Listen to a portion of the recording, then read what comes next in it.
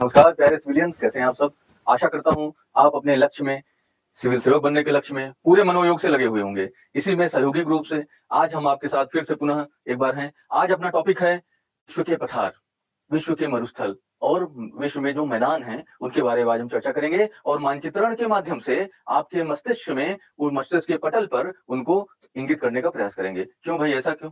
क्योंकि examination hall में mapping से जो क्वेश्चन बनते हैं दोस्त, अगर वो आपके दिमाग में पहले से अंकित हैं तब तो वहां पे कर लोगे, नहीं तो पूरा विश्व तो बड़ा सा विस्तृत है, उसी में खो जाना होता है एग्जामिनेशन हॉल के टाइम में भी। ये यहाँ पे है, बाई का पठार कहाँ पे है, किम्बरले का मैदान कहाँ पे, इस तरह से आप खोए हुए रहेंगे। तो दोस्तों, जैसा कि पिछली वीडियो में आपने देखा विश्व के पर्वत श्रेणियां, आज हम देखते हैं विश्व के पठार और उसके बाद फिर आगे बढ़ेंगे। दोस्तों, उच्चावच क्या होते हैं? Relief feature. तो उच्चावच मतलब ऊंचाई और गहराई दोनों को मिलाकर एक शब्द बना है भूगोल में, उच्चावच, रिलीफ। प्रथम श्रेणी के उच्चावच कौन होते हैं? जो विश्व में सबसे पहले बने। पृथ्वी जब बनी तब कौन बना? महाद्वीप और महासागर बने। तो महाद्वीप महासागर को, कॉन्टिनेंट एंड ओशंस को फर्स्ट ऑर्डर रिलीफ, प्रथम श्रेणी का उच्चावच कहा जाता है।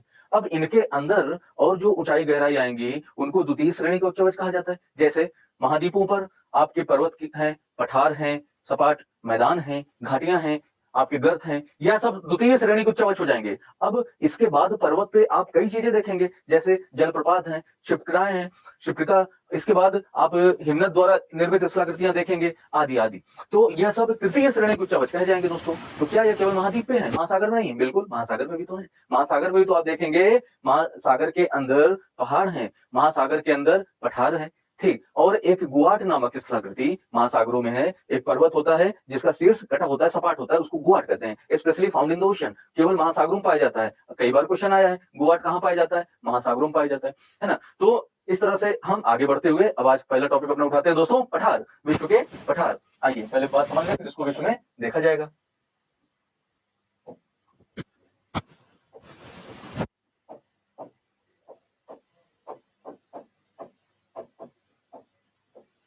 विश्व के पठार, तो पहली बात क्या हुआ? पठार द्वितीय श्रेणी का उच्चावच हुआ दोस्तों।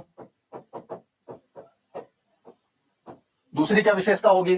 पठार ऐसे भूभाग होंगे जो अपने अगल बगल के क्षेत्र से पर्याप्त ऊंचाई लिए होंगे, जैसे कि 600 मीटर कम से कम ऊंचाई होनी चाहिए, 600 मीटर से ऊंचे। साथ ही इनका शीर्ष फ्लैट हो, सपाट हो, टेबल टॉप कहा जाता है, यह ऊपर से सपाट होने चाहिए, है ना।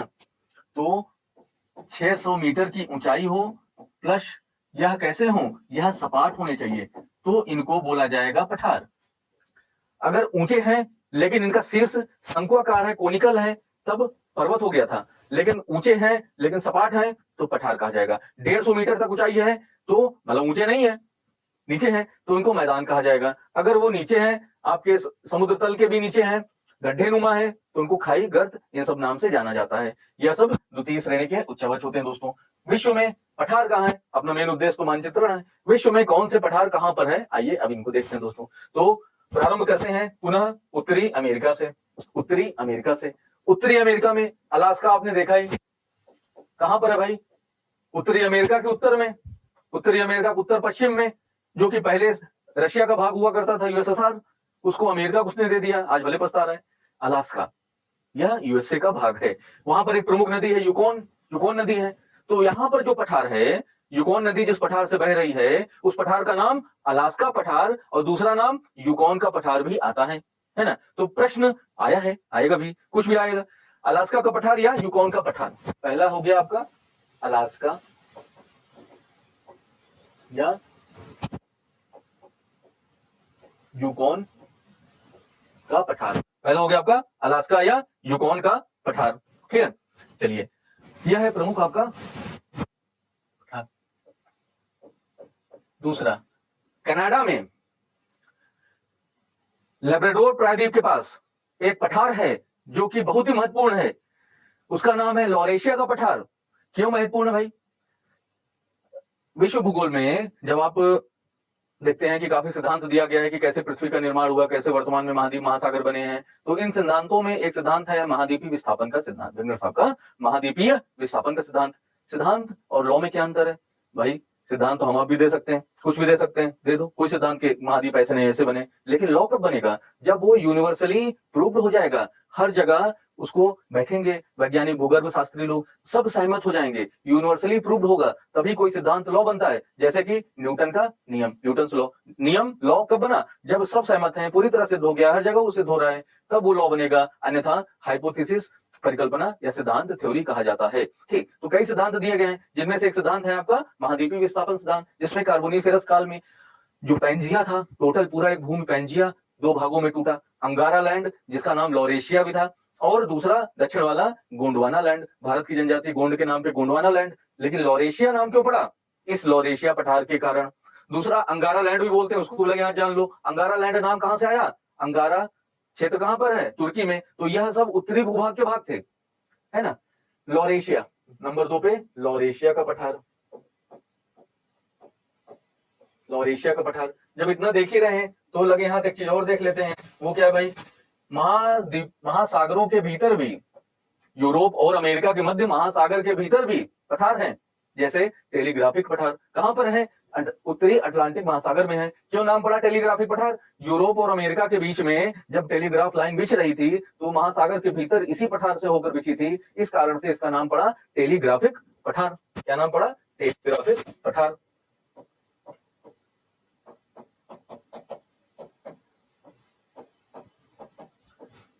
यह उत्तरी अटलांटिक महासागर में है। आइए अब आगे बढ़ते हैं दोस्तों। अगला, अमेरिका में पश्चिमी भाग में, अमेरिका के पश्चिमी भाग में एक पठार है, बड़ा पठार है, महत्वपूर्ण पठार है, जहां पे दो प्रमुख नदियां बोले, या एक नदी और एक उसकी सहायक नदी बहती है। कौन सी? कोलंबिया नदी, और उसकी सहायक कौन है? स्नेक। तो कोलंबिया और स्नेक के अपवहित इस पठार को कोलंबिया स्नेक का पठार कहा जाता है। यह प्रश्न में केवल कोलंबिया का पठार भी आ गया तो हैरत में मत पड़िएगा, कोलंबिया आया या कोलंबिया स्नेक आया, कोई भी नाम आया, कोलंबिया स्नेक पठार, कोलंबिया स्नेक पठार इसका नाम पड़ता है दोस्तों। इसके दक्षिण में आने पर आपका कोलोराडो, कोलोराडो नाम सुना ही होगा, परीक्षा दिए हैं, जरूर नाम सुनेंगे। स्कूल में भी जीके में का भी क्वेश्चन आता है। ग्रैंड कैनियन किस नदी पर है, किस जगह पर है? ग्रैंड कैनियन कोलोराडो नदी पर है। कहां पर? कोलोराडो पठार पर। तो कोलोराडो नदी यहां से अपवहित हो रही है, पठार का नाम कोलोराडो का पठार। इसके और दक्षिण में मैक्सिको पड़ता है, तो मैक्सिको में मैक्सिकन पठार, मैक्सिको में मैक्सिकन पठार आता है दोस्तों। तो यह है उत्तरी अमेरिका के प्रमुख पठार। क्विक रिवीजन मारिए। उत्तर में यूकोन या अलास्का का पठार, पूर्व में गए लेब्राडोर प्रायद्वीप में, कनाडा में लॉरेशिया का पठार जिसके नाम पर लॉरेशिया लैंड नाम पड़ा था, फिर यूएसए में आए, उत्तर में कोलंबिया, उसके दक्षिण में कोलोराडो, फिर मैक्सिको में मैक्सिकन। तो उत्तर से दक्षिण क्रम लगाने को पूछ लिया एग्जाम में, तो सबसे उत्तर में कौन है? सबसे नॉर्दर्न मोस्ट है अलास्का का पठार, उसके दक्षिण में कोलंबिया या कोलंबिया स्नेक का पठार, उसके दक्षिण में कोलोराडो का पठार, और सबसे दक्षिण में उत्तरी अमेरिका महाद्वीप में मैक्सिकन का पठार। ठीक है दोस्तों, एक क्रम में आपने देख लिया। अब आते हैं दक्षिणी अमेरिका में।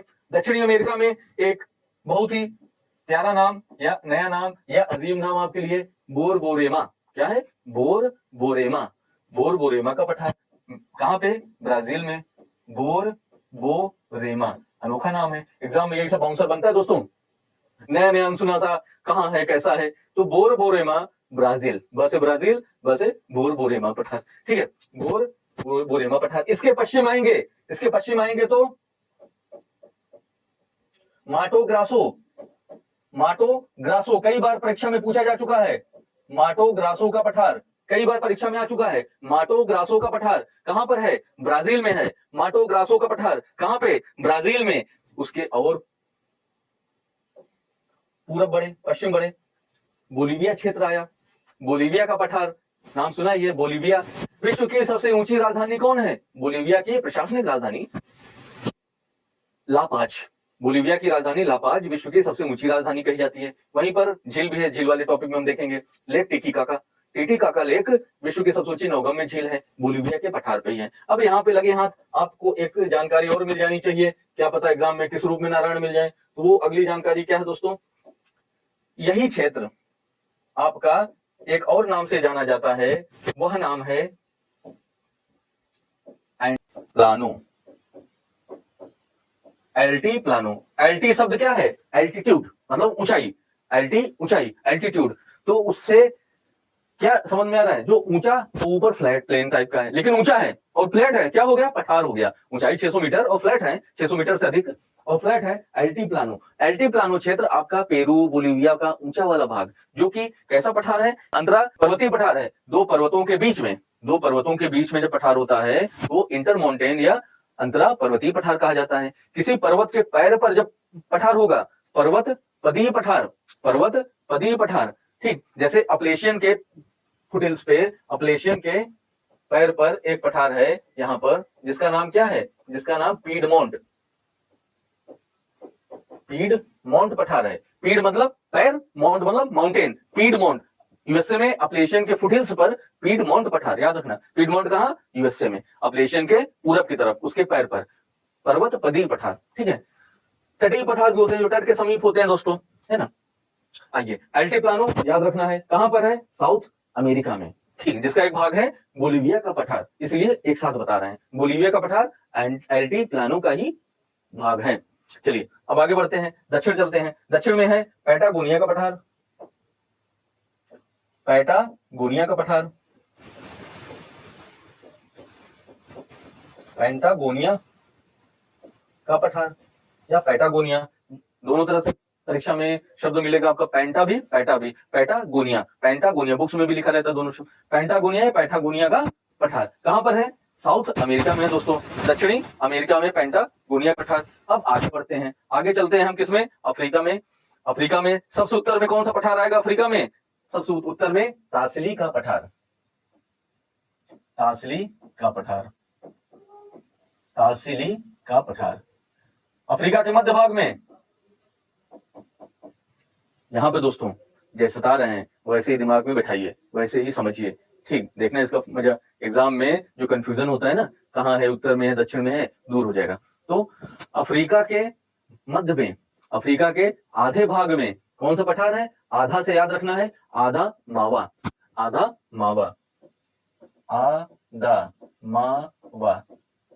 आधा, ठीक, हाफ, 1/2, आधा याद रखना, आधा मावा कहां पर है, अफ्रीका के मध्य भाग में है। ठीक, विषुवत-रेखीय क्षेत्र में है, कॉन्गो बेसिन में है। ठीक है ना। अब इसके उत्तर में आधा से 20 से ऊपर उठेंगे तब आप जोश में रहेंगे कि उबेंगे, कि आधे के नीचे जाएंगे तब जोश में रहेंगे। तो हमेशा उत्थान में आदमी जोश में आता है, उत्कर्ष होने पर जोश में आता है, पतन या अपकर्ष में नहीं जोश आता, तब तो उदासी। परीक्षा पास हुए, प्रीलिम्स निकल गया, जोश में होगे, गैस की तैयारी में लगोगे, लेकिन अगर परीक्षा के रिजल्ट में अच्छा पेपर होने के बावजूद अगर प्रीलिम्स रुक गया तो क्या होने लगेगा, थोड़ा सा डाउन, 1-2 दिन कष्ट रहता है, फिर लगोगे ही। ठीक, लेकिन तुरंत क्या होगा, ऊपर उत्कर्ष होने पर, ऊपर उठने पर जोश में रहोगे। तो आधा मावा के ऊपर जोश का पठार, कौन सा पठार, जोश का पठार। जोश या जोश भी सपेरा वाला सा भी हो सकता है, सलजम वाला सा भी, एक ही है, जोश या जोश का पठार। और उत्तर में गए दोस्तों, और उत्तर में तो यहां पर आपने अहगर नामक पर्वत देखा था, अहगर का पठार। ठीक, अहगर का पठार। अब देखिए यहां पे क्रम बन गया उत्तर से दक्षिण लगाने का, कि निम्न में से कौन सबसे उत्तर में अवस्थित है, निम्न में कौन सबसे दक्षिण में है, या क्रम लगाइए, क्वेश्चन बन सकता है ना।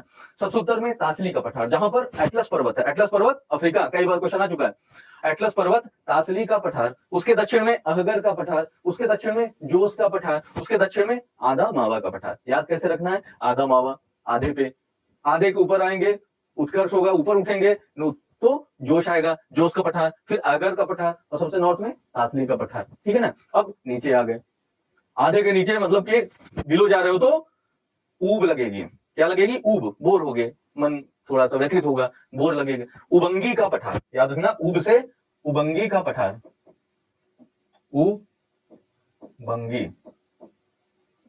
उबांगी का पठार। ठीक है ना, उबांगी का पठार। और दक्षिण में आए, थोड़ा सा पूरब भी गए, कटंगा, बहुत इंपॉर्टेंट है, कटंगा का पठार बहुत ही इंपॉर्टेंट है, कई एग्जाम में आ चुका है, बार बार आ रहा है। क्यों भाई, क्यों इंपॉर्टेंट है, क्योंकि यहाँ हीरा, तांबा, ये सब मिल रहा है। लेकिन एग्जाम में क्या पूछता है, कुछ अलग सा घुमाकान पकड़ता है।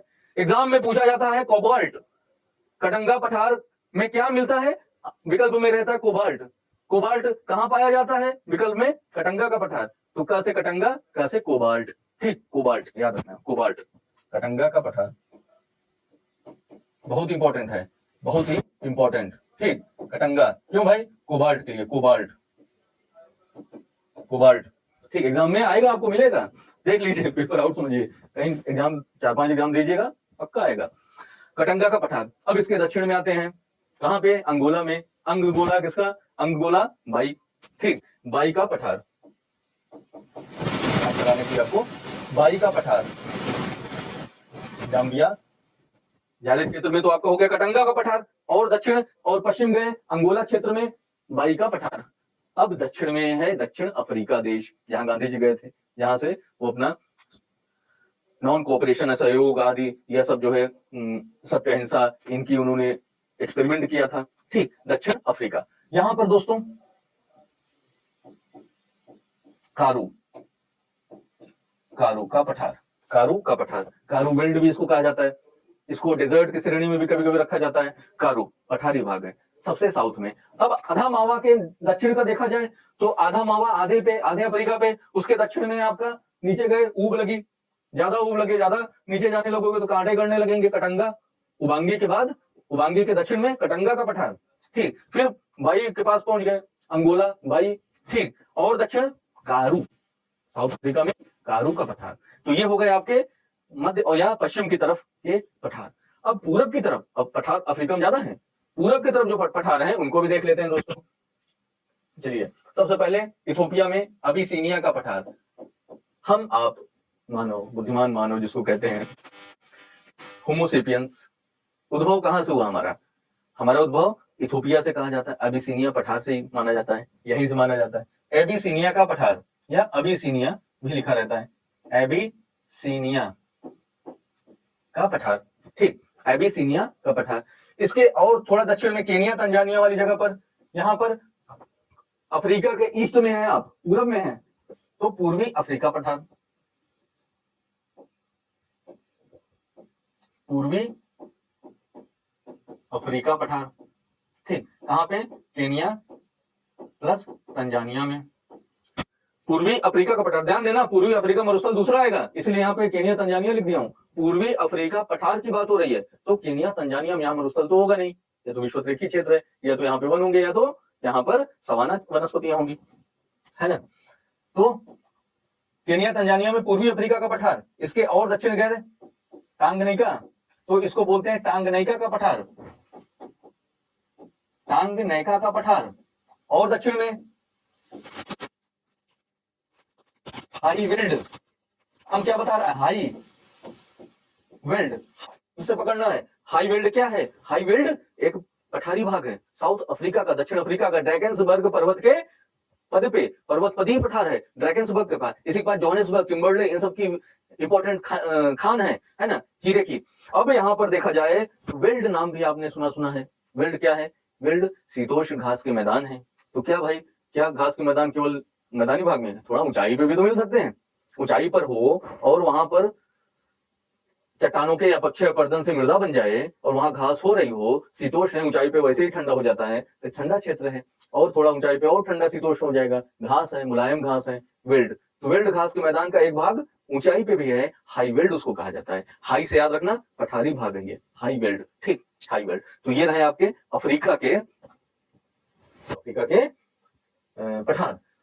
अब अफ्रीका के बीच में जो एक लंबा सा भाग छोड़ा हुआ है, यहाँ पर एक नदी भी आपको दिख रही है, नील नदी। तो नील का जो मैदान है, यह मैदानी भाग है अफ्रीका का, नील का मैदान। ज्यादा डिटेल में रिवर्स वाले, नदियों वाले वीडियो में देखेंगे मैदानी के बारे में, नील का मैदान। आइए अब आगे बढ़ते हैं एशिया का, या पहले यूरोप का एक क्रम में देख लेते हैं। यूरोप का पठार कौन है, यूरोप के केंद्र में दोस्तों एक पठार है, बोहेमिया। इतिहास में आप इसके बारे में पढ़ेंगे, बोहेमिया एक राज्य हुआ करता था, बोहेमिया का पठार। आज जहां चेक गणराज्य है, बोहेमिया राज्य होता था, बोहेमिया का पठार।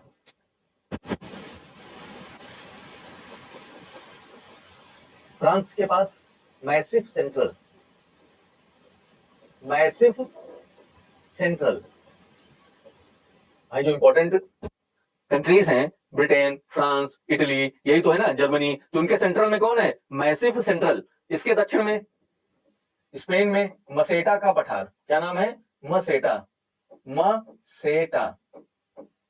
मसेटा, थोड़ा सा लैटिन शब्द लग रहा है ना, पुर्तगाली नाम, मसेटा का पठार। कहां पे? स्पेन पुर्तगाल के क्षेत्र में मसेटा। फ्रांस में मैसिव सेंट्रल, बीच में मैसिव सेंट्रल, और बोहेमिया उसके पूरब में, बोहेमिया का पठार। तो जैसे हम अभी देखा गया, अफ्रीका ज्यादातर पठारी भूभाग है और यूरोप ज्यादातर मैदानी भूभाग है, यहाँ ज्यादा पठार नहीं है। ठीक, अब आते हैं एशिया में, अपने कॉन्टिनेंट में, सबसे बड़े महाद्वीप में। एशिया कहां से अलग हो रहा है भाई? कॉकेसस श्रेणी पर्वत वाले में देखा ही था, और यूराल पर्वत और यूराल नदी, इसके पूरब में एशिया का भूभाग है। अब ये प्रारंभ कहां से हो रहा है? तुर्की, जो बाई कॉन्टिनेंटल कंट्री है, यूरोप में भी आता है और एशिया में भी आता है, ज्यादातर भाग एशिया में आता है। तुर्की में अभी हाल फिलहाल में करंट से इसको जोड़ के देखा जाए, करंट अफेयर्स के हिसाब से, तो तुर्की में और सीरिया में भूकंप आया था। क्यों भाई, कैसा भूकंप था?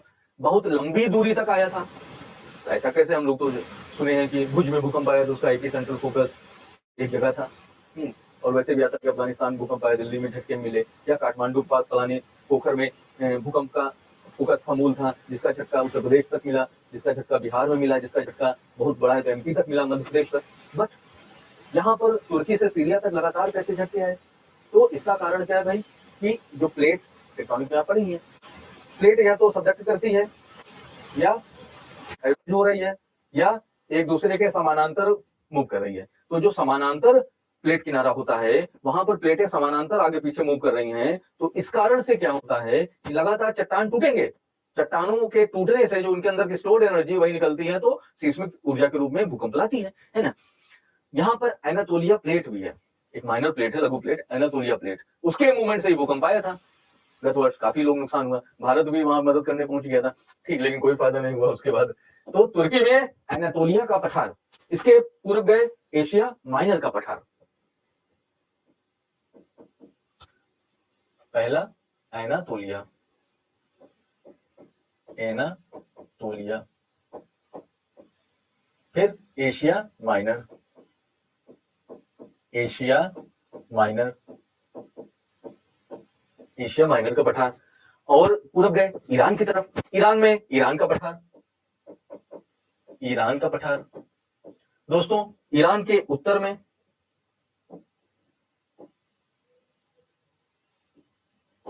कैस्पियन सागर है, विश्व की सबसे बड़ी झील, और उसके कुछ पूरब में अरल सागर है, अरल सागर बड़ी झील है, अब सूख रही है, मानव हस्तक्षेप के कारण वहां कपास की खेती बढ़ा रहे हैं और झील को पाट रहे हैं, जैसे गांव गांव में होता है, तालाब को पाट के खेत बना रहे हैं, यहां भी हो रहा है, अरल सागर। ठीक, अरल सागर और कैस्पियन सागर के मध्य में जो पठारी भाग है, और एक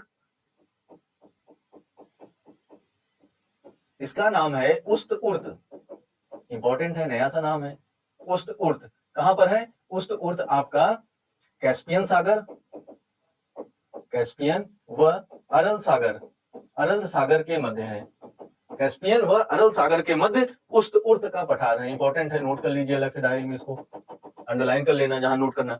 उस्त उर्द का पठार कैस्पियन सागर और अरल सागर के मध्य अवस्थित है। यहीं पर काराकुम मरुस्थल भी हम देखेंगे, उस्त उर्द का पठार। चलिए आगे बढ़ते हैं। अब इसके पूरब में क्या आएगा? उस उर्द का पठार कहां पे है? यह आपके कजाकिस्तान भूभाग में है, कैस्पियन सागर और अरल सागर के मध्य में है उस उर्द का पठार। इसके और पूरब जाने पर दोस्तों आपको एक और गांठ मिलेगी जिसका नाम है पामीर की गांठ।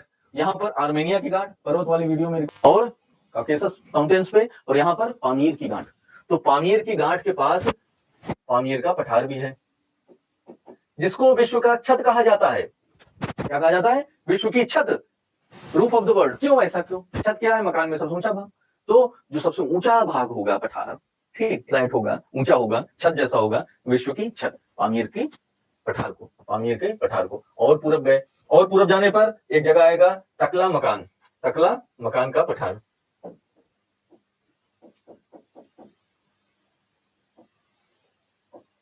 टकला माकन का पठार कहां पे है भाई? ये चीन में पड़ता है। क्यों इंपॉर्टेंट है? तारिम बेसिन है, या यहाँ पे मरुस्थल भी आपको देखने को मिलेगा, टकला मकान मरुस्थल। यहीं पर एक झील है लोपनोर, ठीक, लोपनोर झील। वो क्या है? लोपनोर झील जैसे अपने आप पोखरण है भारत में, पोखरण में हम आणविक परीक्षण करते हैं, एटॉमिक टेस्ट करते हैं, ऐसे चाइना कहां करता है? लोपनोर झील के पास, इसी पठारी भूभाग में, टकला मकान पठार। और पूरब में चले, मंगोलिया है, तो मंगोलिया का पठार, मंगोलिया, मंगोलिया का पठार। इस मंगोलिया के पठार के दक्षिण में, इस मंगोलिया पठार के दक्षिण में मंगोलिया से उड़ के जो लोएस आ रहा है, क्या आ रहा है? लोएस। लोएस क्या होता है? फाइन सेडिमेंट्स होते हैं, बहुत महीन कण। ये लोएस आके कहां पे बैठे? इस भाग में, पठारी भाग है, क्या नाम है? लोएस का पठार। चाइना में पड़ेगा, कहां पे? गोबी डेजर्ट, जो मंगोलिया पठार, गोबी डेजर्ट, उसके दक्षिण में लोएस का पठार। पीले रंग के कण होते हैं, और इन्हीं पीले रंग के कण से एक नदी बह रही है, हुआंगहो नदी, जिसको सौरो ऑफ चाइना, चीन का शोक भी कहा जाता है, और वो नदी को पीली नदी भी कहा जाता है, क्योंकि उसके जल में यही पीले कण आ जाते हैं, वो पीली दिखने लगती है, पीली नदी। और इसी कणों के कारण वह इतना ज्यादा अवसाद गाद ले लेती है कि अपने मार्ग पर आगे नहीं बढ़ पाती, और वह विसर्पण करने लगती है और गांव के गांव को डुबो देती है। नाम पड़ गया चीन का शोक, जबकि उसी हुआंगहो नदी से चीनी सभ्यता भी उपजी थी। ठीक है, चलिए, तो ये है लोएस का पठार दोस्तों। यहां पर देखा जाए तो पूरब से पश्चिम को जा रहा है, पश्चिम से पूरब या पूरब से पश्चिम, बिल्कुल एक क्रम बन रहा है। एनातोलिया, एशिया माइनर, फिर उस्तुर्त, फिर पामीर, टकला मकान, उसके बाद मंगोलिया या लोएस का पठार। ठीक है, क्रम बन रहा है यहाँ पे। अब आगे बढ़ते हैं, इसके दक्षिण में आते हैं। दक्षिण में भारत, और भारत का उत्तरी भूभाग, जहां पर क्या है? तिब्बत है, तो तिब्बत का पठार, तिब्बत का पठार, भारत के उत्तर में तिब्बत का पठार। इसका एक अहम रोल होता है भारतीय मानसून में। तिब्बत का पठार, दलाई लामा वहां से शरण लिए हैं, कहां? धर्मशाला में। तिब्बत का पठार, तिब्बत के पठार के पूर्व गए चाइना क्षेत्र में, यहां पर यूनान का पठार, यूनान का पठार। यूनान ग्रीस नहीं, चाइना में है। यूनान ग्रीस मत समझना दोस्तों, इसलिए इसको मार्क कर रहा हूं, ध्यान दिला रहा हूं। यूनान का पठार यूरोप में नहीं है, ग्रीस में नहीं है, कहां पर है? चीन में है, चाइना में, यूनान का पठार। ठीक, म्यांमार में शान का पठार, शान का पठार, म्यांमार बर्मा में शान का पठार। ठीक, और म्यांमार साउथ ईस्ट एशिया आ गया, लेकिन परफेक्ट साउथ ईस्ट एशिया, दक्षिण पूर्वी एशिया में कौन सा पठार है? तो थाईलैंड में पड़ेगा कोरात का पठार। क्या नाम है? कोरात, कोरात का पठार, थाईलैंड में। थाईलैंड में कोरात का पठार बहुत इंपॉर्टेंट है।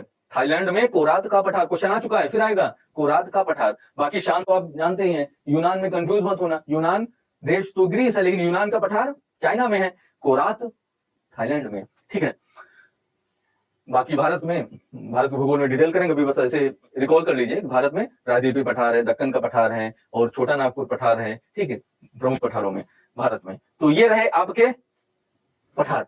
अब बच क्या रहा है आपका? एक महाद्वीप, ऑस्ट्रेलिया। ऑस्ट्रेलिया में पठार है? जी हाँ, बिल्कुल है। ऑस्ट्रेलिया में कौन सा प्रमुख पठार है? तो दो प्रमुख पठार है। क्या क्या? किम्बरले और बर्कले। किम्बरले, यह भी तो मिलता जुलता है, किससे? किम्बरले हीरे की खान कहां पर है? साउथ अफ्रीका में। तो क्वेश्चन आया किम्बरले का पठार कहां है, तो कंफ्यूज मत होना ही किम्बरले खान से। किम्बरले खान यद्यपि साउथ अफ्रीका में है, परंतु किम्बरले पठार ऑस्ट्रेलिया में है। किधर है? पूरब की पश्चिम, तो दोस्तों पश्चिम की तरफ किम्बरले का पठार है, किम्बरले का पठार, किम्बरले।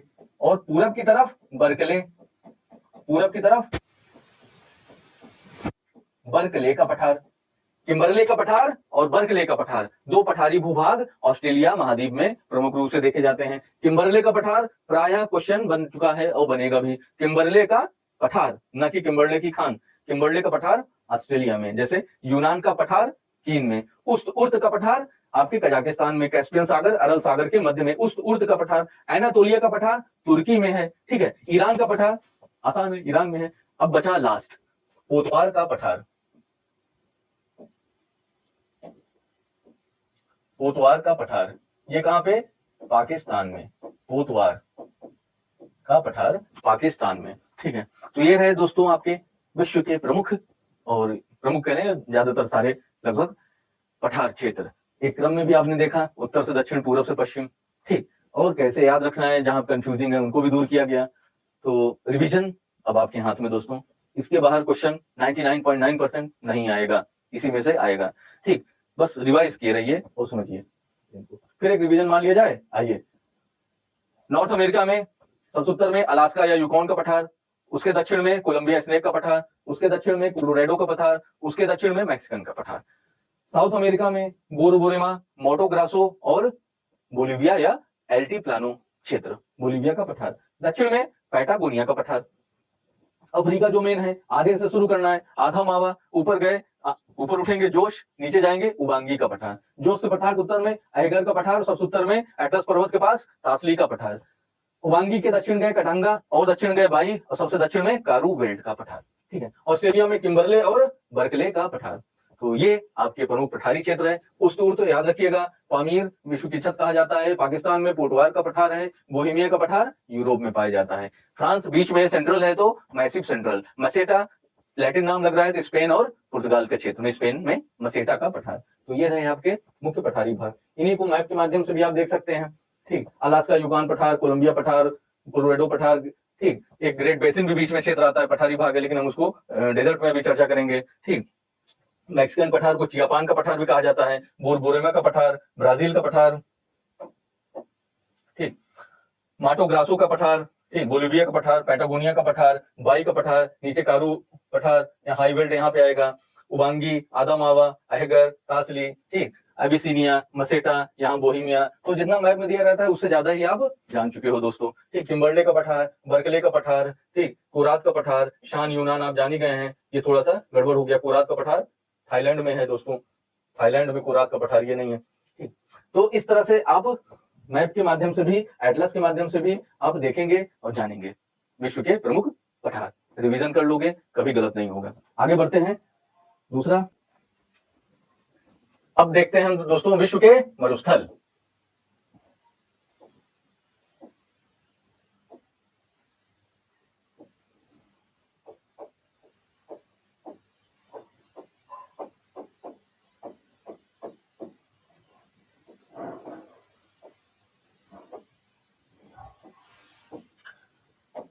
विश्व के मरुस्थल। मरुस्थल क्या है? डिजर्ट्स, मरुभूमि। नाम ही बता रहा है कि वहां पर देखने में क्या लग रहा है कि एक बालू बालू रेत ही रेत फैली होगी, पानी की कमी होगी। ठीक, तो जरूरी नहीं बालू ही रहे, लेकिन पानी की कमी रहेगी ही रहेगी। तो मरुस्थल मतलब जल की कमी। ठीक, मतलब जो यहाँ वाष्पीकरण का दर है, वाष्पीकरण की मात्रा है, वह वर्षण की मात्रा से अधिक रहेगी। वाष्पीकरण इज ग्रेटर देन वर्षण, प्रेसिपिटेशन। वर्षण एक बड़ी चीज है, इसके अंतर्गत वर्षा भी शामिल है, बर्फ भी शामिल है, ओलावृष्टि भी शामिल है, सब चीजें शामिल है। वर्षा, बर्फबारी आदि। ठीक, वर्षा, बर्फबारी आदि। मरुस्थल में दोस्तों मुख्य चीज, कॉमन चीज क्या है कि यहाँ पर पानी की कमी रहेगी। आमदनी अठन्नी, खर्चा रुपया। मतलब आ रहा है कम, जल आ रहा है, लेकिन जा रहा है, वाष्पीकृत हो रहा है अधिक, तो लगातार सूखा पड़ेगा। लगातार सूखा पड़ने से यहाँ पर मरुस्थल बन जाएंगे। मरुस्थल दो प्रकार के होते हैं, उष्ण वार्म डेजर्ट और दूसरा शीत मरुस्थल, कोल्ड डेजर्ट। किसके आधार पर? यह आधार है इनका टेम्परेचर। टेम्परेचर, जल की कमी दोनों में है, लेकिन अगर वहां तापमान अधिक रह रहा है तो उसको हम बोलेंगे उष्ण मरुस्थल, जैसे भारत में है थार। लेकिन जल की कमी वहां तब भी है, लेकिन वहां टेम्परेचर कम है, तब उसको बोलेंगे कोल्ड डेजर्ट, शीत मरुस्थल, जैसे भारत में है लेह लद्दाख। ठीक, भारत में भी दोनों है, उष्ण कोल्ड। ये हो गया आपके दो प्रकार के मरुस्थल। ठीक दोस्तों, अब अपने आज के वर्तमान टॉपिक पे आते हैं कि ये बेसिक हो गया, मरुस्थल विश्व में कहां कहां अवस्थित हैं, क्या नाम है, कैसे उनको याद रखना है। ठीक, आइए मानचित्रण पे। तो विश्व के मरुस्थल, आइए अब यहां पे हम देखते हैं विश्व के प्रमुख मरुस्थल कहां कहां है। तो सबसे बड़ा मरुस्थल कौन है विश्व में? सबसे बड़ा मरुस्थल है अंटार्कटिका। प्रश्न आया विश्व का सबसे बड़ा मरुस्थल अंटार्कटिका, उनमें से विकल्प है, तो उत्तर बनेगा अंटार्कटिका। लेकिन अगर अंटार्कटिका विकल्प में नहीं है और प्रश्न है सबसे बड़ा मरुस्थल, शीत उष्ण नहीं, सबसे बड़ा मरुस्थल, तब आंसर बनेगा अंटार्कटिका के बाद नंबर 2 पे आता है सहारा। अमेरिका के उत्तरी भाग में सहारा मरुस्थल सबसे बड़ा मरुस्थल है, और वह गर्म मरुस्थल या उष्ण मरुस्थल है। लेकिन क्वेश्चन में एक शब्द बढ़ गया, सबसे बड़ा ठंडा मरुस्थल, शीत या शीतोष्ण मरुस्थल, है ना, कोल्ड डेजर्ट। तब आंसर क्या होगा? तब आंसर होगा दोस्तों Gobi desert. Gobi desert is the largest cold desert, सबसे बड़ा शीत मरुस्थल है। अभी देखते हैं कहां पर है। पठार में आपने देखा ही गोबी, मंगोलिया के क्षेत्र में गोबी मरुस्थल। गोबी मरुस्थल में भी क्वेश्चन आया किस देश में अवस्थित है, मंगोलिया ऑप्शन में है, तो आंसर मंगोलिया ही बनेगा। क्यों? क्योंकि ज्यादातर भूभाग मंगोलिया में है, लेकिन मंगोलिया विकल्प में ना रहा या युग में रहा, चीन तो मंगोलिया और चीन दोनों में गोबी मरुस्थल है, लेकिन प्रमुख भाग, ज्यादातर भूभाग मंगोलिया में है, कम भाग चीन में है। ठीक, तो चीन और मंगोलिया में गोबी मरुस्थल जो विश्व का सबसे बड़ा ठंडा मरुस्थल है। आइए अब मानचित्रण पर देखते हैं। पहले हम लेते हैं अपना वही उत्तरी अमेरिका, एक क्रम से स्टार्ट करते हैं। उत्तरी अमेरिका में अब यहाँ पर आप देखेंगे एक भाग ग्रेट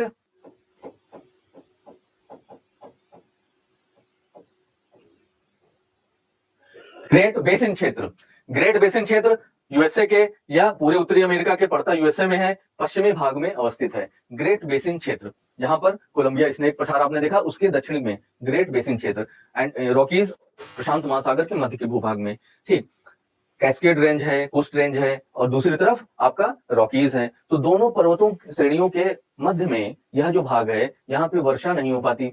भाई इधर से भी हवा चढ़ी तो बरस गई, नीचे उतरी सूख गई, इधर से हवा आई ऊपर चढ़ी नीचे उतरी, वर्षा थोड़ी नहीं कराएगी। चढ़ने वाली हवा जो असेंडिंग गियर होती है वही धीरे धीरे ठंडी होगी और उसके आरएच बढ़ेगा, रिलेटिव ह्यूमिडिटी सापेक्षिक आर्द्रता बढ़ते बढ़ते 100% होगी और 100% होने के बाद वायु संतृप्त कही जाएगी, सैचुरेट कही जाएगी, उसके बाद संघनन होगा, कंडेंसेशन, उसके बाद प्रेसिपिटेशन वर्षण होगा। जैसी स्थिति रहेगी वहां पर ओसान के बिंदु का, उसी हिसाब से वर्षा या बर्फबारी या ओलावृष्टि होगी। याद आ रहा है ना? तो उसी हिसाब से यहाँ पर देखा जाए तो पर्वत श्रेणियों के मध्य में सूखा है और इस सूखे हुए भाग में एक और विशेष भूखंड है जिसका नाम है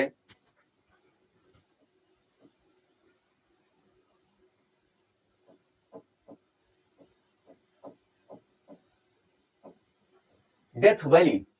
डेथ वैली नाम ही खतरनाक। डेथ क्यों भाई, ऐसा क्यों? जो इतना सूखा है, जो वहां जाएगा पानी नहीं पाएगा नहीं, और नमकीन क्षेत्र है, वाष्पीकरण से नमक ही बचा है, वहां पर मर जाएगा। डेथ वैली, डेड सी नहीं। डेड सी कहां पर था? इजराइल के सीमा पे, इजराइल बॉर्डर पे, एशिया में। डेड सी क्यों महत्वपूर्ण है? पूरे विश्व का सबसे निम्नतम स्थलीय बिंदु है। आप रहेंगे स्थल पे ही, लेकिन सागर तल के बहुत नीचे हैं। सबसे निम्नतम स्थलीय भाग कौन? डेड सी। यहाँ डेड सी, लेकिन यहाँ बात हो रही है डेथ वैली की। डेथ वैली की, तो डेथ वैली उत्तरी अमेरिका का निम्नतम बिंदु है, सूखा क्षेत्र है, और वही घटना वहां भी घट रही, वाष्पीकरण होता गया, और अगर आप उस झील के किनारे रहेंगे तो आप सागर तल के बहुत नीचे रहेंगे। ठीक, लेकिन रहेंगे भूमि पे, सूखे रहेंगे, आपका जूता भीगेगा नहीं, आप lowest point of north America में रहेंगे। डेथ वैली सूखा क्षेत्र है। ठीक, यहाँ पे हाई टेम्परेचर भी रिकॉर्ड होता है, कभी कभार बहुत ज्यादा टेम्परेचर रिकॉर्ड बना दे रहा है यहाँ पे। ग्रेट बेसिन में डेथ वैली आती है दोस्तों। इसके दक्षिण बढ़ेंगे, इसके दक्षिण में कौन सा मरुस्थल आएगा? इसके दक्षिण में आपका आएगा मोजेब। क्या? मोजेब मरुस्थल। मोजेब मरुस्थल कहां पर आएगा? यूएसए में आएगा। और दक्षिण में आएंगे तो सोनोरन मरुस्थल। सोनोरन मरुस्थल, सोनोरन मरुस्थल ये कहां पे आएगा? ये यूएसए प्लस मैक्सिको में आएगा। ठीक, यूएसए मैक्सिको में आएगा सोनोरन मरुस्थल। अब यूएसए में एक और नाम आपको सुनने को मिलता है, एरिजोना मरुस्थल। एरिजोना मरुस्थल क्या है दोस्तों? एरिजोना क्षेत्र एक मरुस्थलीय शुष्क भाग है, उष्ण भाग है, शुष्क भाग है। ये मरुस्थलीय क्षेत्र में ग्राउंड जीरो नामक एक जगह है। ग्राउंड जीरो वही जगह है जहां पर कयास लगाए जाते हैं कि अमेरिका ने एलियंस को पकड़ के रखा हुआ है। ग्राउंड जीरो पे कहां पर? एरिजोना मरुस्थल। एरिजोना मरुस्थल में। तो यह आपके हो गए उत्तर अमेरिका के मरुस्थलीय भाग। ग्रेट बेसिन सबसे उत्तर में, उसके दक्षिण में मोजेब, उसके दक्षिण में सोनोरन। जहां कोलोरेडो पठार देखा था वहां आपका मोजेब मरुस्थल है दोस्तों। ठीक, उसके दक्षिण में सोनोरन। यहाँ ठंडी कैलिफोर्निया की जलधारा बहती है, जिसके कारण यहाँ मरुस्थलीय भाग पैदा हो जा रहे हैं। मरुस्थल बनने के 3 कारण हैं। यह तो आपका उष्णकटिबंधीय क्षेत्र में महाद्वीपों के पश्चिमी भूभाग में हो कि व्यापारिक पौने वहां तक मुक्त होते शुष्क हो जाए, आपके आर्द्रता विहीन हो जाए, वर्षा खाक रहेंगी, सूखा हो जाएगा, जैसे सहारा, थार, इन सब डेजर्ट्स का निर्माण हुआ। दूसरा कारण यह आपका उच्च दाब क्षेत्र में पड़े, उच्च दाब में वायु नीचे अवरोहित हो रही है, वहां पर वर्षा का कोई चांस ही नहीं है, शुष्कता बढ़ जाएगी, मरुस्थल बन जाएंगे। तीसरा कारण, अगर बगल से ठंडी जलधारा बहती है तो ठंडी जलधारा क्या है? तापमान गिरा देगी, वायु ठंडी हो जाएगी, तो वायु ठंडी वायु आरोहित होगी नहीं, एसेंड करेगी नहीं, वायुमंडल में ऊपर जाएगी नहीं, तो वहां पर वर्षण का चांस नहीं बनेगा, शुष्कता बढ़ जाएगी, सूखा फिर मरुस्थल बन जाएगा। तो यहाँ कैलिफोर्निया ठंडी जलधारा और सोनोरन मरुस्थल। ध्यान देना, क्वेश्चन इस पे पेयर का भी आता है, मरुस्थल का नाम और उनके किन से मिलाना है? ठंडी जलधारा जिसके कारण वो बना है। तो भी देखते हुए हम देखते बढ़ेंगे आगे सबको। ठीक है, तो पहला हो गया सोनोरन मरुस्थल, कैलिफोर्निया की ठंडी जलधारा। कैलिफोर्निया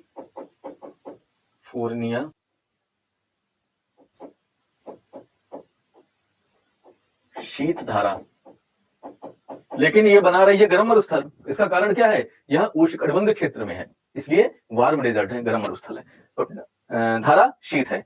आइए आगे बढ़ते हैं। साउथ अमेरिका कॉन्टिनेंट में, दक्षिण अमेरिकी महाद्वीप में, तो यहाँ दोस्तों कौन सा मरुस्थल है, यहाँ दो प्रमुख मरुस्थल हैं। पहला मरुस्थल आटाकामा, जो किस लिए विख्यात है, driest place of the earth, areca यहीं पे पाया जाता है। आटाकामा मरुस्थल,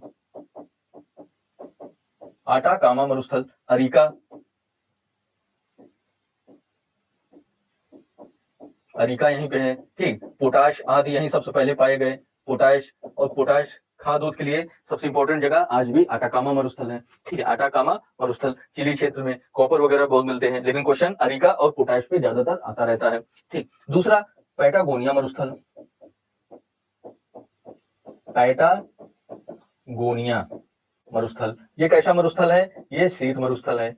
क्यों भाई, क्यों, क्योंकि यह कहां पे आ रहा है, यह आपके शीतोष्ण क्षेत्र में आ रहा है, उच्च अक्षांश में आ रहा है, उच्च अक्षांश में आ रहा है। तो यह अपवाद स्वरूप है। क्या अपवाद है, एक तो शीत मरुस्थल है, यह शीत मरुस्थल है, प्लस ठंडी जलधारा के कारण बनता है, ठंडी धारा के कारण बनता है। अब कौन सी ठंडी धारा है, वो ठंडी धारा है आपकी यहाँ पे फाकलैंड धारा, फाकलैंड करंट,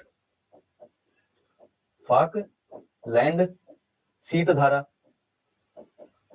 फाकलैंड शीत धारा के कारण पैटागोनिया मरुस्थल का निर्माण हो रहा है, और यह शीत धारा उष्ण मरुस्थल बना रही थी, क्योंकि उष्णकटिबंधीय क्षेत्र में मरुस्थल बनता था, लेकिन यह मरुस्थल कहां बन रहा है, शीतोष्ण क्षेत्र में बन रहा है। तो ये मरुस्थल कैसा हुआ, शीतोष्ण मरुस्थल या शीत मरुस्थल, कोल्ड डेजर्ट हुआ। पैटागोनिया अपवाद स्वरूप है, कोल्ड डेजर्ट है, formed due to cold current. ठीक, आइए अब आगे बढ़ते हैं। आगे है अगला आपका अफ्रीका, अफ्रीका महाद्वीप पे देखते हैं। अफ्रीका महाद्वीप में कौन सा मरुस्थल है भाई, सबसे बड़ा, सबसे उत्तर में आपका मोस्ट इंपोर्टेंट, लार्जेस्ट, सहारा,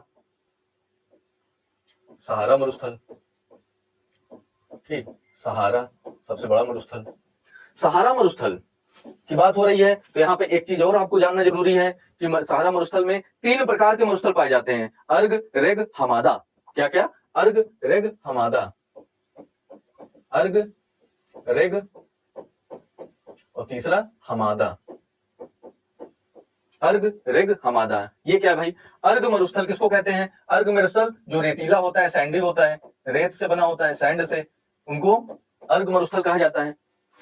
रेग क्या होता है, जो चट्टानी होता है, स्टोनी होता है, चट्टानी, चट्टान के टुकड़े फैले रहते हैं, स्टोन के टुकड़े, उनको रेग मरुस्थल कहा जाता है। और हमादा जो पथरीला होता है, पथरीला, पत्थर पत्थर है चारों तरफ, रेत अभी पूरी नहीं बनी है, उतना अक्षयपर्दन नहीं हुआ है, पत्थर ज्यादा है, पथरीला, पथरीला। ठीक, रॉकी, रॉकी डेजर्ट जो होंगे उनको हमादा कहा जाता है। तो 3 प्रकार के डेजर्ट हैं दोस्तों, अर्ग, रेग और तीसरा हमादा। ठीक, सहारा में तीनों मिलते हैं, सबसे बड़ा है, तीनों मिलते हैं, अर्ग, रेग, हमादा, याद रखना, इसको अलग से हाईलाइट कर लेना। ठीक, क्वेश्चन बहुत इंपॉर्टेंट, इसको बाउंसर टाइप बने, जो जानेगा वही कर पाएगा, जो जानेगा नहीं वो कैसे करेगा, अर्ग, रेग, हमादा, तीनों समझे रहिए। अब यहाँ बात करते हैं कि सहारा बनने का कारण, एक तो तीनों कारण इसके अंदर है। ठीक, अफ्रो यूरेशिया के पूरब में है, व्यापारिक पौन शुष्क हो जा रही है, पहला कारण। दूसरा, कहीं न कहीं यह उच्च दाब क्षेत्र में बन रहा है, अश्वत्थांश क्षेत्र में आ रहा है। ठीक, सब ट्रॉपिकल हाई प्रेशर बेल्ट के रीजन में आ रहा है, तो यहाँ पर शुष्कता। तीसरा, यहाँ ठंडी जलधारा भी बह रही है। अरे यहाँ कौन सी बह रही है भाई, उत्तर से आने वाली कनारी, क्या नाम है, कनारी, कनारी की ठंडी जलधारा भी बहती है। ठीक, सहारा ये पश्चिम में एक देश है, पश्चिमी सहारा नामी है उसका, कनारी ठंडी जलधारा के कारण यहाँ पर ये मरुस्थल का विकास हुआ, निर्माण हुआ और विकास हुआ। ठीक है, आगे बढ़ते हैं। सबसे बड़ा मरुस्थल विश्व का सहारा, जो कि उष्ण मरुस्थल है, गर्म मरुस्थल है। आगे दक्षिण में इसके आपका एक मरुस्थल मिलता है, कालाहारी और नामिब, दोनों जुड़े जुड़े से हैं। अब यहाँ पर यह बताना है कि कौन पश्चिम में कौन पूर्व में, तो पश्चिम में तट के समीप नामिब मरुस्थल है, नामीबिया नामक देश में नामिब मरुस्थल, क्या नाम, नामिब, नामिब मरुस्थल। और इसके पूर्व में, इसके पूर्व में, इसके पूर्व में आपका कालाहारी, कालाहारी मरुस्थल है। नामीबिया के पूरब में आपके बोत्सवाना और साउथ अफ्रीका के उत्तरी भूभाग में नामिब कालाहारी है। बोत्सवाना में कालाहारी और नामीबिया में नामिब मरुस्थल। अब नामिब मरुस्थल क्यों बना है, क्योंकि यहाँ पर भाई एक ठंडी जलधारा बह रही है, जिसका नाम क्या है, बेंगुला, बेंगुला ठंडी जलधारा, शीत धारा, बेंगुला शीत धारा के कारण नामिब मरुस्थल का निर्माण होता है दोस्तों। ठीक है, ये हो गए आपके उत्तर और दक्षिण के मरुस्थल। इनके अलावा एक ईस्टर्न डेजर्ट नाम की भी चीज अफ्रीका में पाई जाती है। तो अभी पहले हमने देखा ईस्टर्न प्लेटू, पूर्वी पठार अफ्रीका का, वो कहां पे था? पूर्वी पठार आपका तंजानिया केनिया पे की जगह पर पूर्वी पठार नामक देखा था अभी कुछ देर पहले। अब पूर्वी मरुस्थल की बात कर रहे हैं, eastern desert, east Africa desert. ठीक, तो यह नील नदी के पूरब में, नील नदी के पूरब में ईस्ट या पूर्वी अफ्रीका मरुस्थल, नील के पूरब में, नील नदी के पूरब में अवस्थित है। ठीक, ध्यान देना, पूर्वी अफ्रीका मरुस्थल नील के पूरब में, जबकि पूर्वी पठार केनिया तंजानिया मतलब पूर्वी अफ्रीका में वास्तविकता में पूर्वी अफ्रीका में पूर्वी पठार है, यह तो उत्तरी भाग में है। ठीक, लेकिन नील के पूरब में होने के कारण पूर्वी अफ्रीका मरुस्थल इसका नाम पड़ा था। ये पॉइंट नोट करिएगा दिमाग में। ठीक है, नामिब कौन सी ठंडी जलधारा कारण? नामिब नामीबिया में, दक्षिणी अफ्रीकी क्षेत्र में, नामिब में बेंगुला जलधारा के कारण बनता है। ठीक, पैटागोनिया फाकलैंड धारा कारण। और हमने अब तक क्या देखा? सोनोरन मरुस्थल या मुझे पे भी असर आ रहा है इसका, कैलिफोर्निया शीत धारा का। अगला सहारा में कौन सहायक सिद्ध है? कनारी की ठंडी जलधारा। ठीक, मैच हो जाएगा ना। आइए अब आगे बढ़ते हैं। इसके बाद यूरोप, यूरोप में मित्रों कोई डेजर्ट नहीं है, नो डेजर्ट, यूरोप में कोई डेजर्ट नहीं। मान लो विकल्प क्वेश्चन आया चोलिस्तान मरुस्थल कहां पे है? यूरोप में, अफ्रीका में, एशिया में, अमेरिका में, तो यूरोप तो अपने आप ही आंसर ऑप्शन कट जाएगा, है ना। यूरोप में कोई मरुस्थल है ही नहीं। और ऑस्ट्रेलिया को मरुस्थलों की भूमि कहा जाता है। ठीक, ऑस्ट्रेलिया में मरुस्थल है, यूरोप में कोई मरुस्थल नहीं है। ठीक है, आइए अब एशिया देखते हैं। एशिया में दोस्तों मरुस्थल काफी हैं। कैसे कैसे हैं एक क्रम से देखते हैं। पहले सऊदी अरब, सऊदी अरब में उत्तर में अल नफद, क्या नाम? अल नफद मरुस्थल। और सऊदी अरब के दक्षिण में जो खाली जगह है, कैसी जगह है? खाली जगह, खाली खाली जगह, तो खाली जगह का क्या नाम है? रूब अल खाली, रूब अल खाली, रूब अल खाली। दक्षिण में बड़ा वाला रूब अल खाली, विश्व का तीसरा सबसे बड़ा मरुस्थल। पहला सहारा जहां लोग रहते हैं, सबसे बड़ा तो अंटार्कटिका है, लेकिन रहने वालों में मुख्य भूभाग में सहारा, नंबर 2 पे गोबी, नंबर 3 पे रूब अल खाली, खाली है। ठीक, इसके उत्तर में अल नफद। ईरान में 2 मरुस्थल हैं, ईरान में 2 मरुस्थल हैं, क्या क्या? दस्ते लुत और दस्ते कबीर, दस्ते लुत और दस्ते कबीर, दस्त ए लुत और दूसरा दस्त ए कबीर। ठीक, दस्ते लुत और दस्ते कबीर एग्जाम में कई बार आ चुका है। दस्ते लुत और दस्ते कबीर, दस्त से याद रखना ईरान, दस्त। ठीक, दस्ते लुत और दस्ते कबीर। अल नफद और रूबल खाली अरब क्षेत्र में है, रूबल खाली बहुत बड़ा मरुस्थल है। ठीक, और उत्तर में चलते हैं दोस्तों। उत्तर में जहां आपने देखा था उस्त उर्त पठार, उस्त उर्त पठार कहां पे था? आपके कैस्पियन सागर और अरल सागर के मध्य। ठीक, कैस्पियन और अरल सागर के मध्य उस्त उर्त पठार था। अब कैस्पियन और अरल सागर के मध्य उस्त उर्त पठार में एक मरुस्थल भी है जहां काली रेत पाई जाती है, नाम क्या है? काराकुम मरुस्थल, काराकुम मरुस्थल। ठीक, और अरल सागर भी एक मरुस्थली भाग में है, जो अरल सागर भी मरुस्थली भाग में है, जो एक मरुस्थल का भाग है जिसका नाम है किजिलकुम, किजिलकुम। ठीक, काराकुम काली रेत से बना है, किजिलकुम में लाल रेत पाई जाती है। ध्यान देना इस चीज को, नाम ही कारा, करिया, कारा। ठीक, ब्लैक। काराकुम काली रेत वाला मरुस्थल है, कहां पे है भाई? उस्त उर्त जो पठार है आपके दोनों झीलों के मध्य, विश्व की सबसे बड़ी झील कैस्पियन सागर और उसके बाद अरब सागर के मध्य में जो पठार है उस पर काराकुम मरुस्थल है। बार बार कह रहा हूं, इंपॉर्टेंट है। और किजिलकुम कहां है? उसके पूरब में। अरब सागर किसका भाग है? किजिलकुम मरुस्थल का भाग है अरल सागर। ठीक, अब इसके पूरब चलते हैं। इसके पूरब कौन सा मरुस्थल मिलेगा? इसके पूरब मिलेगा आपका टकला माकन मरुस्थल, टकला माकन या टकला मकान भी कहा जाता है, टकला माकन मरुस्थल। और इसके पूरब में गोबी मरुस्थल, गोबी मरुस्थल। ठीक, गोबी मरुस्थल दोस्तों मंगोलिया और चीन दोनों में व्याप्त है, विस्तृत है। मंगोलिया नंबर 1, ज्यादा क्षेत्र मंगोलिया में, नंबर 2 पे चीन आता है। ठीक, तकलामाकन में लोपनूर नामक झील है, लोपनूर या लोपनोर झील है। ठीक, और गोबी क्या है, लार्जेस्ट, सबसे बड़ा शीत मरुस्थल है। ठीक, और टोटल में अंटार्कटिका को हटा दिया जाए तो सेकंड, टोटल में सेकंड, और अंटार्कटिका भी रह लिया, अंटार्कटिका भी है, तो ये गोबी क्या हो जाएगा, गोबी बन जाएगा आपका, गोबी थर्ड पे आ जाएगा। क्यों भाई, क्योंकि अंटार्कटिका नंबर 1, नंबर 2 पे सहारा, नंबर 3 पे गोबी।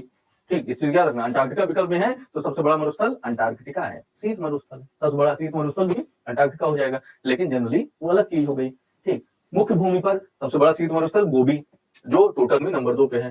ठीक, भारत में क्या मरुस्थल है, बिल्कुल है, भारत में कौन सा मरुस्थल है, थार, हम उसको बोलते हैं थार मरुस्थल। लेकिन क्या थार मरुस्थल ही एकमात्र नाम है, क्या केवल भारत में ही व्याप्त है, नहीं, थार मरुस्थल भारत में भी है, और कहां पर है, और वह पाकिस्तान के क्षेत्र में भी पड़ जाता है।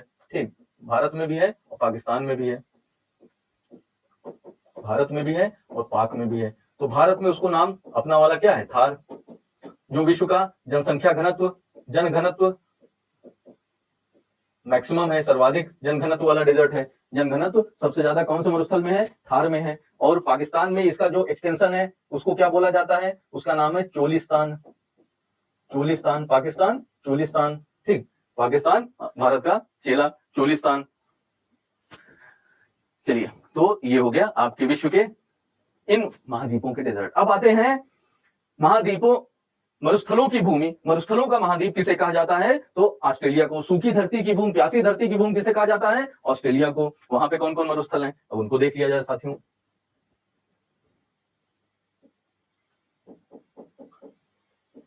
दो बड़े मरुस्थल हैं यहाँ पे, ग्रेट, ठीक, ग्रेट विक्टोरिया, ग्रेट सैंडी।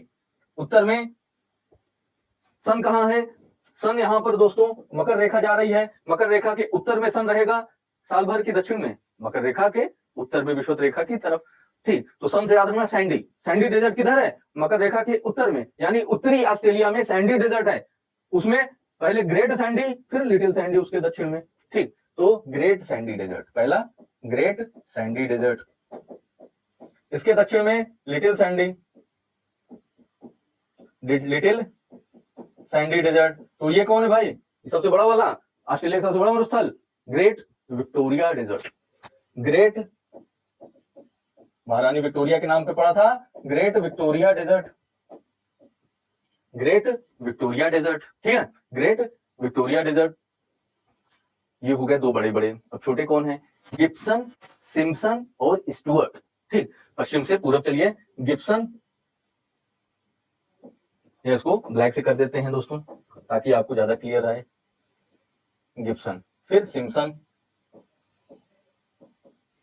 फिर स्टुअर्ट। ठीक, ये हो गया गिब्सन, ये सिम्पसन, सिम्पसन, बीच में सिम्पसन, यह कहां पे है, मकर रेखा पे है, मकर रेखा पे सिम्पसन है, और छोटा आंतरिक भाग में स्टुअर्ट, स्टुअर्ट मरुस्थल, स्टुअर्ट मरुस्थल आंतरिक मध्य भाग में। मकर रेखा पे कौन है, सिम्पसन।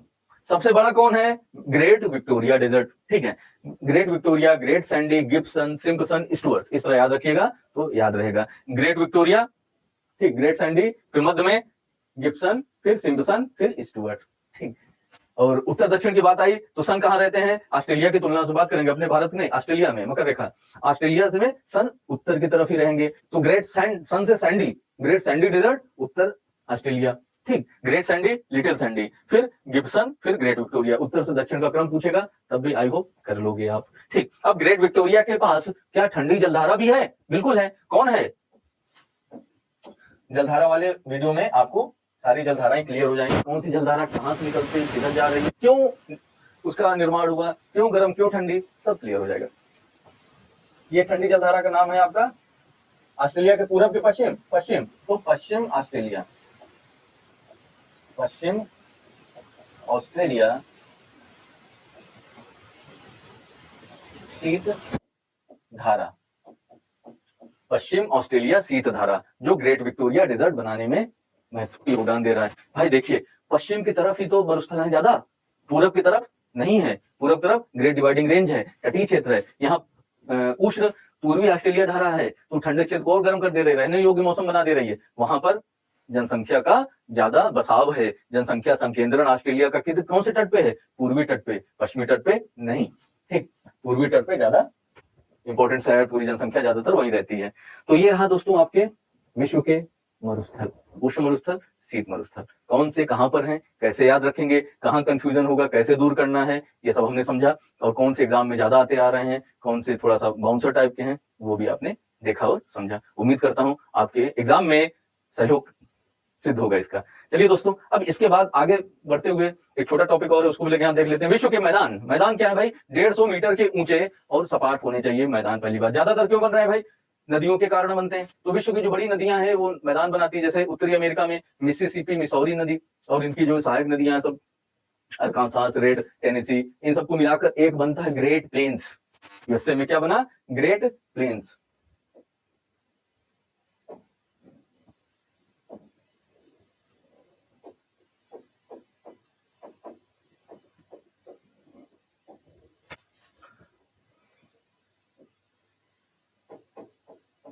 इसको मिसिसिपी मैदान, मिसिसिपी वैली, मिसिसिपी एली, और टोर्नेडो आने के कारण टोर्नेडो एली भी कहा जाता है और ग्रेट प्लेन्स कहा जाता है।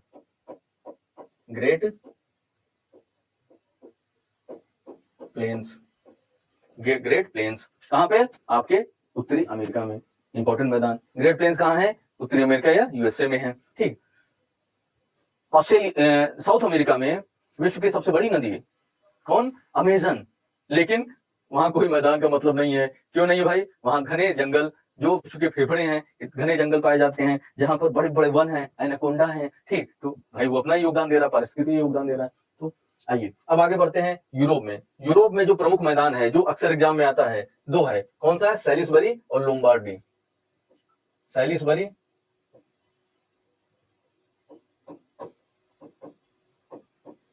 सैलिसबरी कहां पे, ब्रिटेन में, ब्रिटेन का सैलिसबरी मैदान। दूसरा क्या, लोम्बार्डी मैदान कहां है भाई, तो लोम्बार्डी मैदान आया तो लोम्बार्डी, लोम्बार्डी मैदान या इटली में, कहां पे, इटली में। वो नदी जिसको इटली की गंगा भी कहा जाता है, इटली की गंगा, ठीक, गंगा की तरह ही है, जैसे गंगा हिमालय से निकल रही है, वो एल्प से निकल रही है, ठीक। लोम्बार्डी का मैदान यह आपके कौन से क्षेत्र में, इटली यानी कि यूरोप में। तो कहां पे हुआ, आपका यूरोप में दो हो गए, लोम्बार्डी और सैलिसबरी का मैदान। अब एशिया में चलते हैं दोस्तों। एशिया में अक्सर एग्जाम में आता है क्वांटो का मैदान, किंकी का मैदान, ठीक, Kanto plains, Kanto plains, Kinki plains, Kinki का मैदान कहां पे है, जापान में। क्या टिक करना है, जापान, कई बार एग्जाम में आ चुका है। क्वांटो का मैदान बहुत इंपॉर्टेंट है, जापान का ज्यादातर जनसंख्या वहीं रह रही है, चावल भी अच्छा हो रहा है, ठीक, खाने के लिए। क्वांटो का मैदान कहां पर, जापान में दोस्तों, जापान में क्वांटो प्लेन्स, क्वांटो का मैदान। इसके बाद चाइना में मंचूरिया का मैदान, मंचूरिया, मंचूरियन फ्राइड राइस कहां पे, कैसा खाना है, चाइनीज आइटम है, तो मंचूरिया का मैदान कहां, चाइना में है। इसके बाद ऑस्ट्रेलिया में नल्ला बोर, नल्ला बोर, नल्ला बोर का मैदान, नल्ला बोर मैदान। और न्यूजीलैंड में कैंटरबरी का प्लेन, कैंटरबरी प्लेन। सैलिसबरी कहां था, ब्रिटेन में, कैंटरबरी कहां, न्यूजीलैंड में, न्यूजीलैंड में कैंटरबरी। तो ये प्रमुख मैदान जो एग्जाम में आते रहते हैं। इसके अलावा इससे आप जोड़ के घास के मैदान को भी देख सकते हैं, क्योंकि वो मैदानी भाग है, जैसे स्टेपी घास के मैदान एशिया में, स्टेपी, ठीक, हंगरी और आपका हंगरी ऑस्ट्रेलिया में इसको पुस्टैज कहा जाता है, पुस्टैज। यूएस कनाडा में इसको प्रेरी कहा जाता है, अमेरिका और कनाडा में प्रेरी घास का मैदान। पंपास घास का मैदान साउथ अमेरिका में, पंपास। विल्ड घास का मैदान साउथ अफ्रीका में, विल्ड घास का मैदान। ऑस्ट्रेलिया जो मैप में एकदम डाउन है, ऑस्ट्रेलिया डाउन है, तो यहाँ पे डाउन्स का मैदान, डाउन्स का मैदान। न्यूजीलैंड में कैंटरबरी का मैदान, ठीक है, कैंटरबरी का मैदान। उष्ण घास के मैदान जैसे सवाना, सवाना घास के मैदान कहां पे भाई, सवाना घास के मैदान आपके अफ्रीका में, सवाना घास के मैदान। विषुवतरेखीय क्षेत्र और मरुस्थलीय क्षेत्र के मध्य में सवाना घास के मैदान। ये कैसे हैं? ये उष्ण घास है, उष्ण घास है, कठोर घास है। क्यों भाई, क्यों कठोर है? क्योंकि यहाँ टेम्परेचर ज्यादा है, तापमान अधिक है।